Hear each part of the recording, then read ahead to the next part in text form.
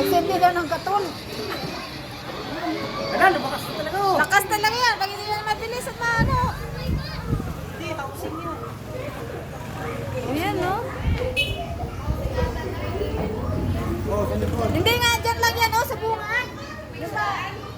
Yan, sa bungad lang yan, oh. Oo, sa isdaan, sa likod. Sa likod ng isdaan yun ha.